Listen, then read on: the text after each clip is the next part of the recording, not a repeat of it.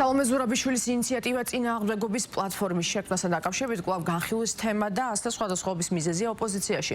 პოლიტიკოსების ნაწილი მიიჩნევს, რომ ახლა მეტი კონკრეტული ნაბიჯის გადადგმაა საჭირო. ნაწილი კი კოორდინაციის გაძლიერების მნიშვნელობაზე აკეთებს აქცენტს. მმართველ გუნდში კი მიაჩნიათ, რომ სალომე ზურაბიშვილისა და ოპოზიციის გეგმები მარცხისთვის არის განაწილული.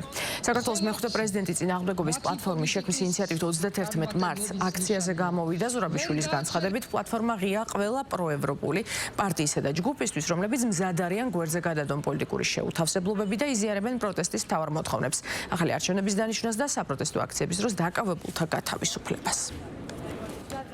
ჩვენ ყველა პლატფორმის ფარგლებში თანაშრომლობთ ყველა ადამიანთან და ყველა აქტორთან, რომელიც უპირისპირდება ივანიშვილს, რაც შეეხება უახლოეს გეგმებს. უახლოეს გეგმა არის ნაცნობრობა უერთდება 8 აპრილს ერთხიან აქციას, რომელიც არის დაანონსებული ბატონი პაატა ბუჭულაძის და პოლიტიკური ტყვეების მშობლების მიერ და მოუწოდებდით ყველა პოლიტიკურ ძალას ქვეყანაში შეუერთდეთ ამ მნიშვნელოვან აქციას და რა თქმა უნდა ერთობლივი მუშაობით, მათ შორის საგარეო ფრონტზე, მაგრამ პირველ რიგში ეროვნული წინააღმდეგობით და ასე ვთქვათ ინტენსიური ასეთი აქციებით თუ მოხერხდება ჩვენი მიზნების მიღწევა. ოპოზიციის გაერთიანება არ არის ამ პლატფორმის მიზანი, ამ პლატფორმის მიზანია კოორდინაცია. ჩვენ ამ კოორდინაციაში ვართ ორი ყველაზე მნიშვნელოვანი მიზეზის გამო, ეს არის პოლიტპატიმრების გარეთ გამოშვება და ხელახალი არჩევნებისთვის ბრძოლა, რაც ნიშნავს საქართველოს დაბრუნებას ევროინტეგრაციის გზაზე.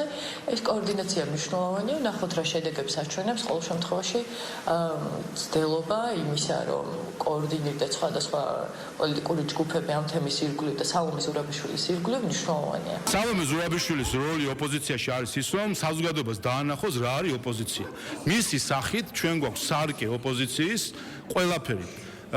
ასე ვთქვათ, როგორც მისი რიტორიკით, ისე მისი ქვეყნის მიმართ მტრობით, ისე ტყუილით და სხვათა შორის ორი დღის წინ იყო თუ არ ვცდები, ბრიტანეთის პარლამენტს ჩაერთო საქართველოს არჩევნებში რუსულ გავლენასთან დაკავშირებით. ითქვა დაუსვესო, რა ფაქტები გაქვთ.